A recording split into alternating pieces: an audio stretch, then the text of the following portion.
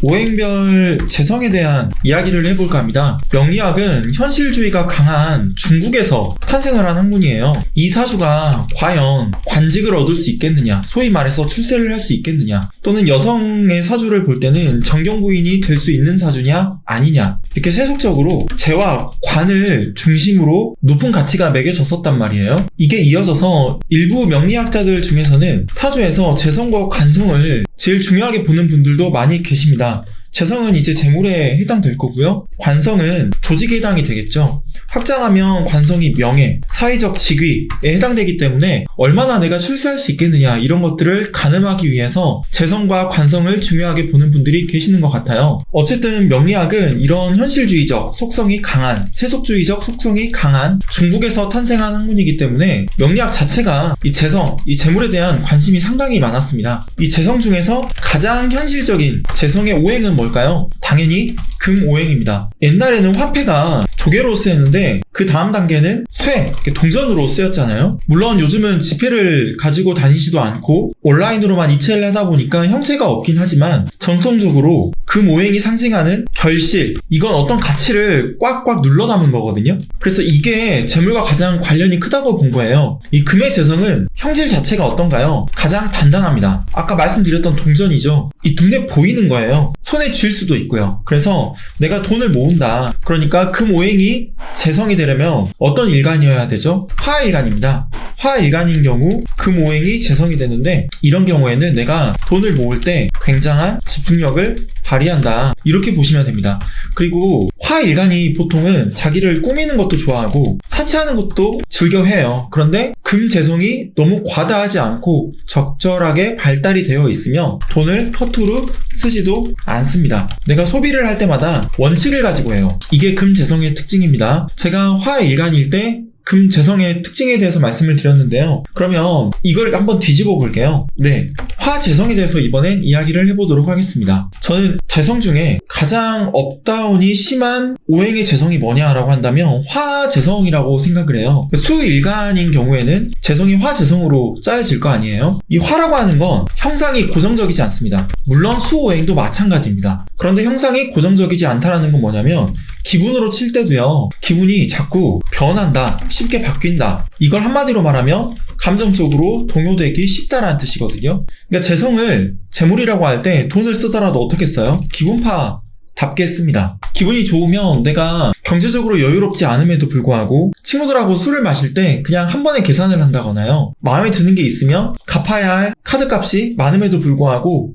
확 그냥 질러버려요. 그래서 감정에 동요되기가 대단히 쉬운 게 바로 수일간의 화재성입니다. 그러니까 돈의 입출납, 이게 굉장히 왔다 갔다 하거든요. 금인성이 발달이 되어 있지 않다면 적금을 꾸준하게 오래 넣는 게 좀 힘들 수 있어요. 왜냐? 내가 돈이 어느 정도 생기면 가만히 놔두지를 못합니다. 주변에서 지인들이 코인으로 돈을 많이 벌었다, 부동산으로 큰 돈을 벌었다라고 한다면 투기적으로 바뀌기 쉬워요. 나도 이번에 은행 빚을 지더라도 이렇게 넣으면 큰 돈을 쉽게 벌 수 있지 않을까? 귀가 얇기 때문에 쉽게 마음이 흔들립니다. 그래서 좀 불안정성이 높다, 이게 화재성의 특징이라고 보시면 될 것 같아요. 개인적으로 재성의 특징과 가장 거리가 먼 오행이라고 한다면 화재성도 있지만 저는 수재성도 여기에 해당된다고 봅니다. 재성이 수로 짜이려면요, 당연히 일간이 토일간이어야겠죠. 이때 재성은 수재성이 됩니다. 일간이 극하는 오행이 재성이니까요. 이 수오행은요, 형체가 없어요. 아까 화오행도 제가 형체가 없다라고 말씀을 드렸는데, 정확히 말하면 화오행은 넓게 확산하는 운동이거든요.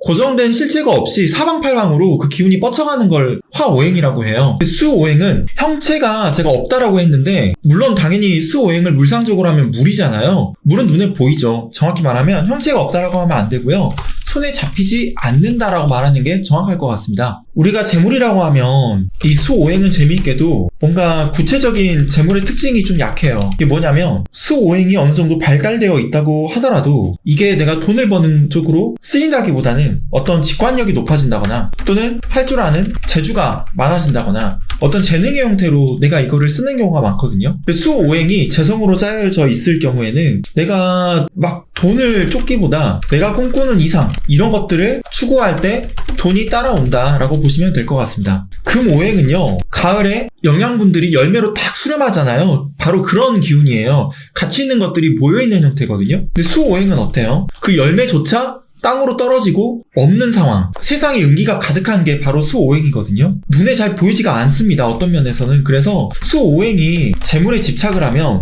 끝이 없다. 공허한 이상만 남아요. 무슨 말만 하더라도 계속 돈을 벌어야 돼, 돈을 벌어야 돼, 돈을 벌어야 돼. 이런 식으로 집착하기가 쉽습니다. 중독되는 거죠. 다음은 토재성입니다. 재성이 토오행으로 짜이려면 일간은 목일간이어야 하거든요. 이 토재성이 약간 금재성하고 비슷비슷합니다. 이 재물이라고 하는 건 고정되어 있다 보니까 실체가 있어야 되고요. 아까 금오행이 가장 가깝다고 했는데 움직이지 않는다는 측면에서 보면 어떤가요? 토재성도 역시 움직이지 않죠.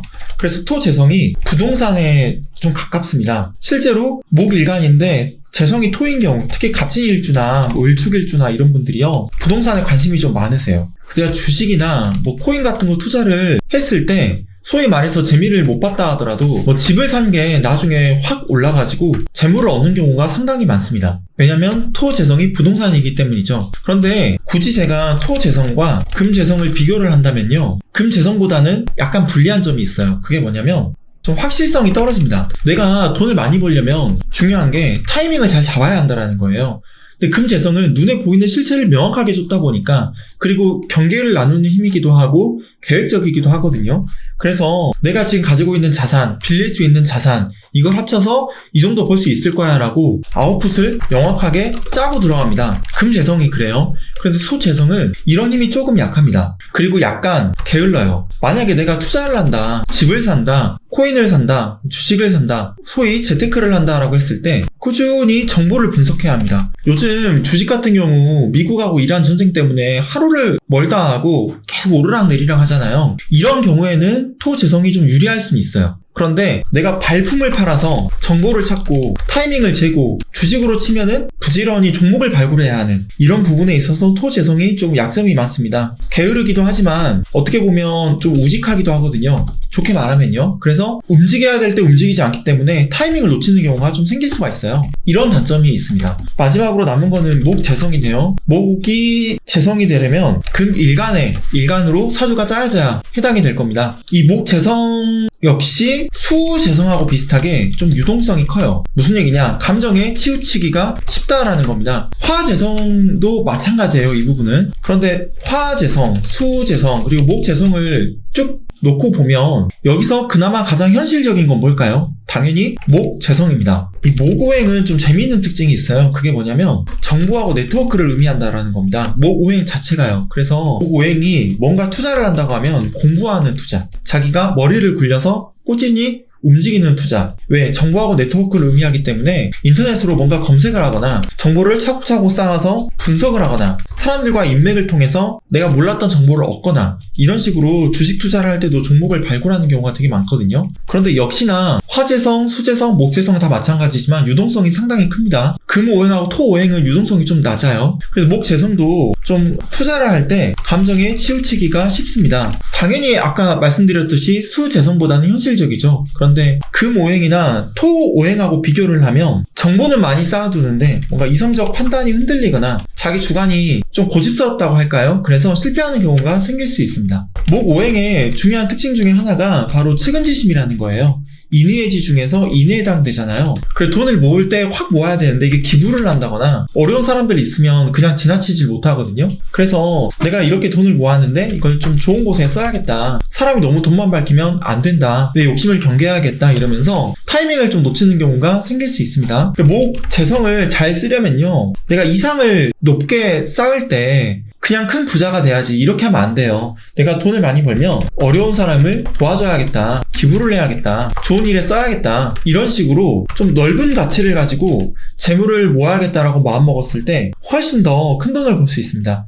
왜? 자기 만족도가 중요하거든요. 사람들마다 돈을 모으는 방식이 좀 다를 거예요. 제가 오늘은 오행만 말씀을 드렸지만 비겁이 돈을 버는 방식, 식상이 버는 방식, 재성, 관성, 인성이 버는 방식, 이런 것들이 다 조금씩 다릅니다. 비겁은 경쟁을 통해서 벌 수 있고요. 식상은 내 몸을 움직여서 벌 수 있고요. 재성은 네트워크나 정보, 인맥을 통해서 벌 수도 있겠죠. 투자도 여기에 해당이 됩니다. 관성은요, 직장 다니면서 버는 분들이 많고요. 인성은 부동산 또는 꾸준히 내가 돈을 넣어서 적립식으로 쌓아두는 장기 투자를 통해서 버는 경우도 있거든요. 물론 여기 또 덧붙이면 신용도 바탕이 될 겁니다. 이런 식으로 십성을 통해서 돈을 모으는 방식도 설명할 수 있고 부자가 되는 방법도 소위 말해서 재테크하는 방법도 설명드릴 수는 있어요. 근데 오늘은 제가 오행별 재성의 특징에 대해서만 간단하게 말씀을 드려보았습니다. 쪼꼬명리 지금 바로 구글에서 초코서당 라이브 클래스를 검색해보세요. 초코서당 라이브 클래스에서는 심혈을 기울여 제작한 서주명리학 VOD 강의들을 언제든 쉽고 편하게 만나볼 수 있습니다. 지금 바로 초코서당 라이브 클래스에 올라와 있는 수강생들의 솔직한 리뷰를 확인해보세요.